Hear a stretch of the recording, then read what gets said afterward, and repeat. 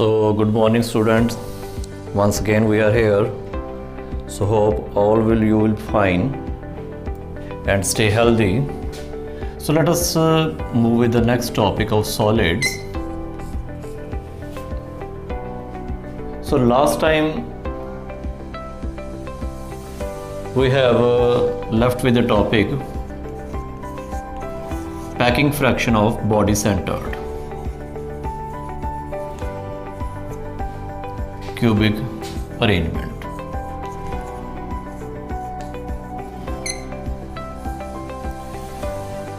So once again, in the case of body centered, the atoms are present at the corners as well as the center of the body.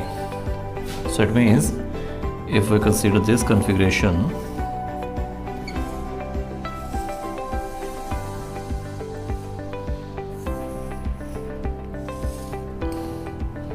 so it means you have to consider the atom at the body center. So initial phase and the opposite phase, this one.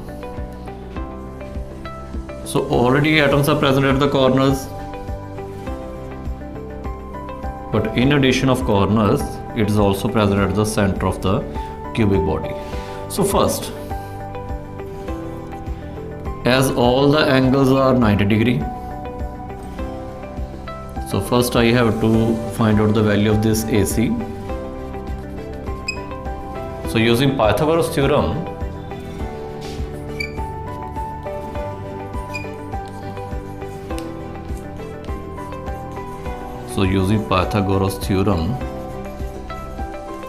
in right triangle, what is the right angle triangle?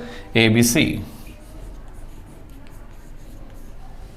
So AC square will be equal to what? It will be equal to AB square plus BC square.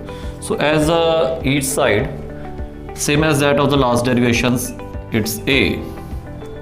So cubical body, so all the lengths will be same. So it will be A square plus A square. So it is 2A square. So that is your AC square. Now, let us consider the second right angle triangle. So A,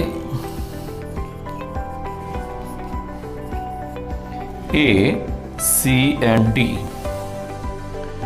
So in this ACD triangle, as you are checking this diagram, so AD is acting as a hypotenuse. So these are the two other sides. So AD square will be equal to what? AD square is equal to AC square plus what? It's CD square. But you have already calculated this AC square, so it is 2A square plus A square, and you are getting it is 3A square. That is the value of AD square, and from this you can calculate AD. So what is AD? It will be equal to under 3A. Okay. Now, once again, there are three spheres on this AD line. So I join these all spheres on a single line. From the center of the first sphere up to the center of the last sphere. So radius R. So again, this point is your A point and this one is your D point. So total R will be equal to 4R. So also AD is equal to 4R. So equating these two equations, we are getting under 3A is equal to 4R, and A will be equal to 4 upon under 3 into R. So volume of cube, same as the last derivation. Volume of cube, that is equal to A cube. So it is 4 by under 3R cube. So it is 64, okay, over 303 and R cube. So that is the volume of the cube. Now let us find out the number of atoms in the unit cell. Number of atoms in the unit cell, so that is equal to what? 8 atoms at corners 8 into 1 by 8 plus 1 at body center, 1 into 1, so it will be 1 plus 1, that is equal to. So I am simply calculating total volume of all spheres. That will be equal to 2 into 4 by 3 pi r cube. That is the volume of one spherical atom. So it will be 8 by 3 pi r cube. So what is your packing fraction? So packing fraction will be, again, total volume of cubes or all the spheres over the volume of cube. So packing fraction is equal to, that is your the total volume of all the spheres, 8 by 3 pi r cube,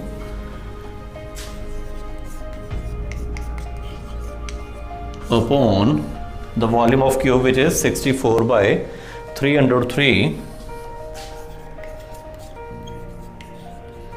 r cube. So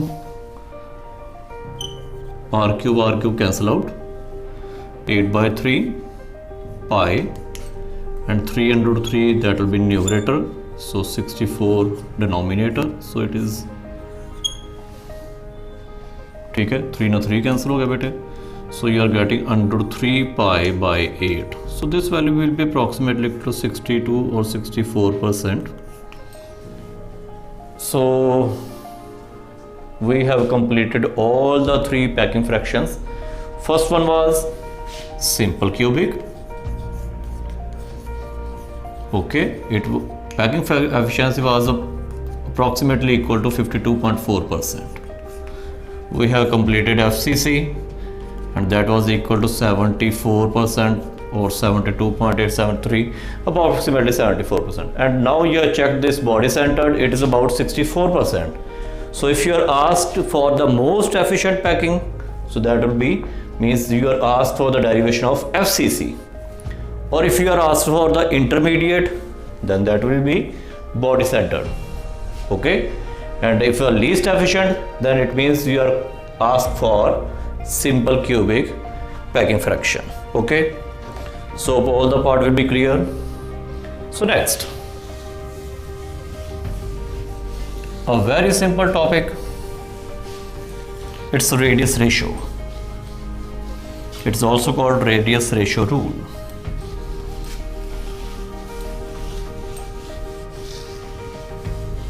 So what about this radius ratio? A very simple concept is here. Radius ratio. So as you know, the size of cation is always smaller than the size of anion. So what is radius ratio? It is a ratio of size of what? Cation to the size of what? Anion. It means the formula will be size of cation upon size of anion. Okay, so you have to just calculate this size of cation and size of anion. But if they are not mentioned, for example, I provide you 85 picometer of one atom or one ion and 190 picometer of another ion. So obviously it is clear. I'm just saying cation is always smaller in size and anion is larger in size. So it means this will be your cation part and this one will be your anionic part.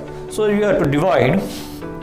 So consider it as A positive and consider it as B negative. So what will be the radius ratio? So radius ratio will be, I write it here, 85 upon 190. So you have to just to calculate.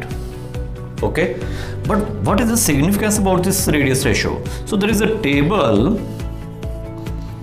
of radius ratio which helps to find out the coordination number, means how many surrounding atoms are in contact with the central atom.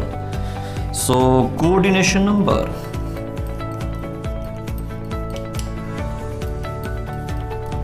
And third, this coordination number or range can give us the idea about the structure of the given compound.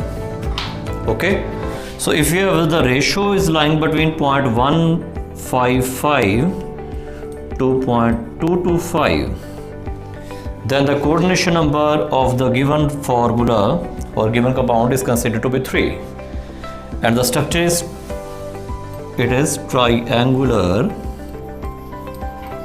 planar. Okay, but if your range is between 225 to 0.414, then the coordination number is considered to be 4, with the structure is tetrahedral. Similarly, next range 0.414 to 0.732, coordination number 6, octahedral. And the last part is if your range is 0.732 to 1, so coordination number 8 beta, and it will be body center. Okay, so you can easily calculate the ratio. So from this part, so you can calculate this 85 by 90. So I think it is just 1/2. You can check it out. Or no, 1/2 nahi hogi beta. It will be slightly different.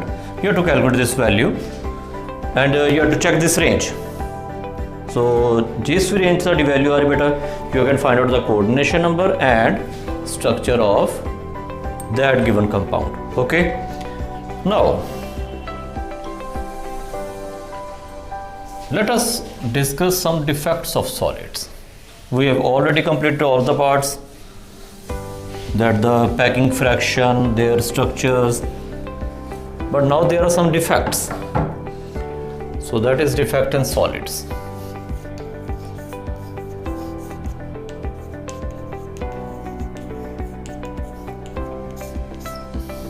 So what about the defects in solids? As we are considering a perfectly crystalline arrangement of atoms,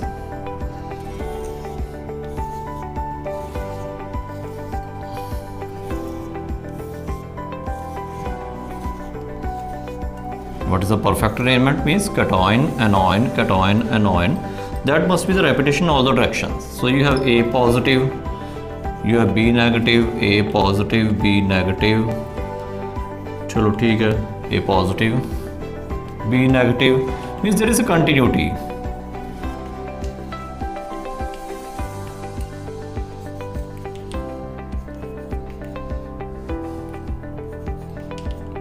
Okay, but it is a perfect arrangement of crystalline solid.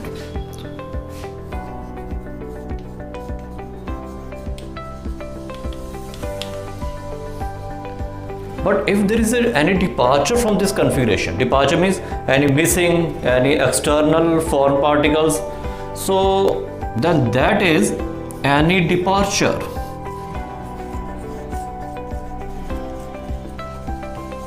from the perfectly ordered arrangement.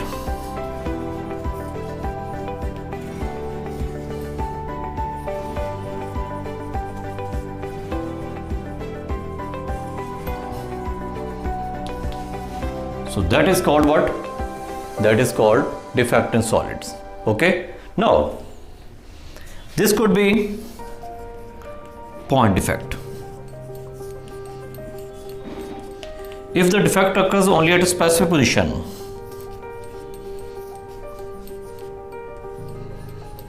if the defect occurs at a specific position only,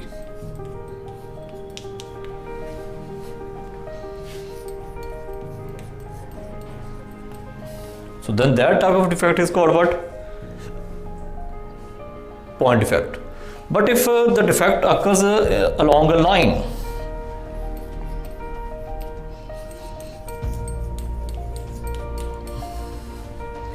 if the defects occurs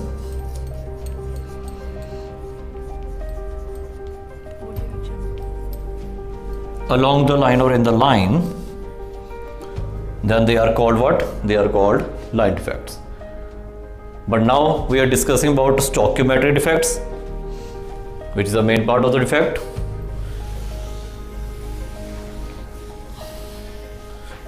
So what is stoichiometric defects?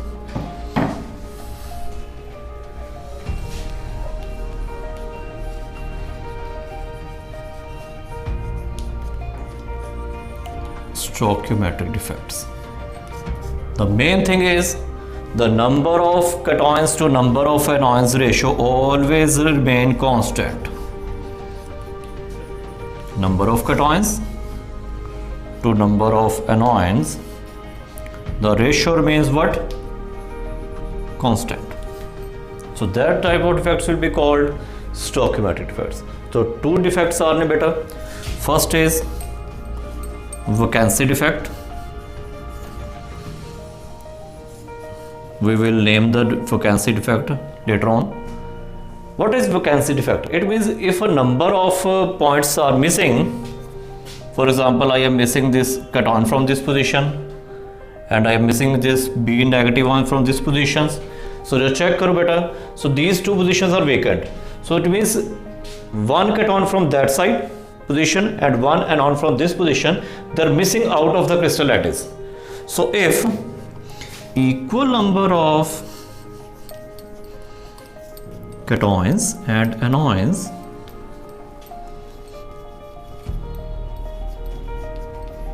are missing from the crystal lattice,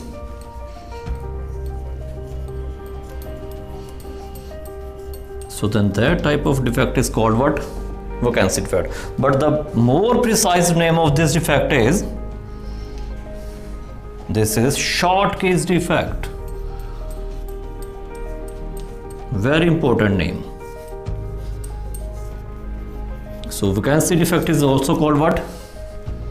Schottky's defect. Okay. So what is the effect of this Schottky defect on the crystal lattice? As we are checking the structure, number of cations and number of anions are missing from the structures. So the major effect will be on the density of the crystal. So density of the solid structure that decreases. Okay. And moreover, in what type of compounds this Schottky defect is normally observed? The defect is normally observed in compounds having high coordination number.